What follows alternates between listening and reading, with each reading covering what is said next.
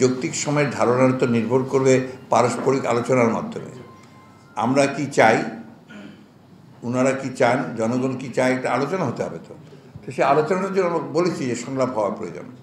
বর্তমান সরকারের সঙ্গে আপনার রাজনৈতিক দলগুলোর অতি দ্রুত আলোচনা প্রয়োজন, এটা আমরা বলেছি, খুব জোর দিয়ে বলছি। আবারও আজকে বললাম যে অত্যন্ত দ্রুত আলোচনা হওয়া দরকার, নাহলে হবে কি আপনার অনেক মিসআন্ডারস্ট্যান্ডিং তৈরি হয়, এবং সব কিছু তো আপনার পাবলিকলি হয় না, অনেক সময় আলোচনার মাধ্যমে অনেক কিছু বেরিয়ে আসে। না, আমরা কোনো রাজনৈতিক দলকে নিষিদ্ধ করার পক্ষে না, সে যে দলই হোক। আর আপনার আমার সংবিধান, গণতন্ত্রের মূল লক্ষ্য হচ্ছে আপনার যে কোনো ব্যক্তির যে কোনো অধিকার রয়েছে সংগঠন করবার, শুধু স্বাধীনতা সেটা পক্ষে থাকতে হবে। এটা তো কিন্তু স্বাধীনতার সার্বভৌমত্বের পক্ষে থাকতে হবে, that is also very true. আমার বাংলাদেশ স্বাধীনতায় যে বিশ্বাস করে না করে সেই ধরনের একটা দলকে তো সমর্থন করা যাবে না। কিন্তু আমরা মনে করি যে মানুষের অধিকার আছে, যে অধিকার তার সাংবিধানিক অধিকার, যে একটা সংগঠন তৈরি করবার, রাজনীতি করবার অধিকার আছে, সেটা করতেই পারে। এটা নিয়ে আমাদের বিরূপ কোনো নেই।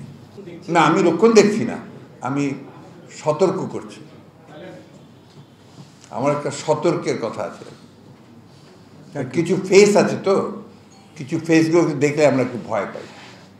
আরও কিছু দেখি যাদের আপনার কোনোদিন দেখিনি, হঠাৎ করে তারা আপনার মিডিয়াতে ফ্রন্ট পেজে চলে আসছে, তার বক্তব্য, তাদের থিওরি, এগুলো আপনারা প্রচার করছেন।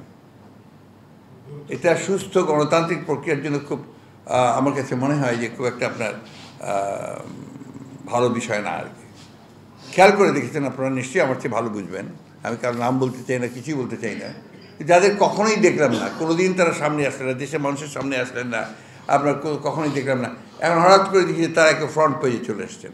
তাদের স্বাভাবিক, আসতেই পারে, সব কিছু ঠিক আছে, কিন্তু তাদেরকে আমরা চিনি না, তাদের বক্তব্য কী বলতে চান, কী করতে চান, সেটাও বুঝি না।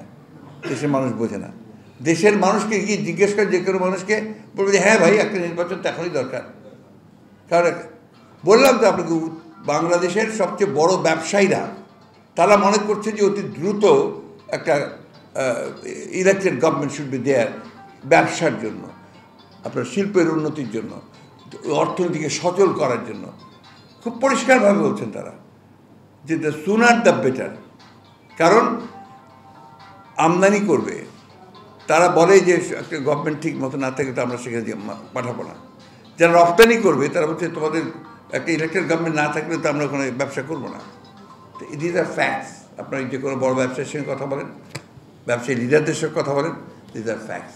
শুধু আমি জানি যে আমাদের ইকোনমিকে আপনার রিফর্ম করা দরকার অতি দ্রুত, ব্যাংকিং সিস্টেমকে রিফর্ম করা দরকার, আমার মনিটারি সিস্টেমকে রিফর্ম আনা দরকার, 100% ট্রু। তো এটা যত তাড়াতাড়ি করা যায় সেইটাই ভালো। আমার পরামর্শ থাকবে ইন্টারিম গভর্নমেন্টের কাছে, যে দেশের যারা একেবারে গণ্যমান্য পরিচিত এক্সপার্টস আছেন, বিশেষজ্ঞ আছেন, তাদেরকে সম্পৃক্ত করা দরকার দ্রুত কাজ করার জন্য।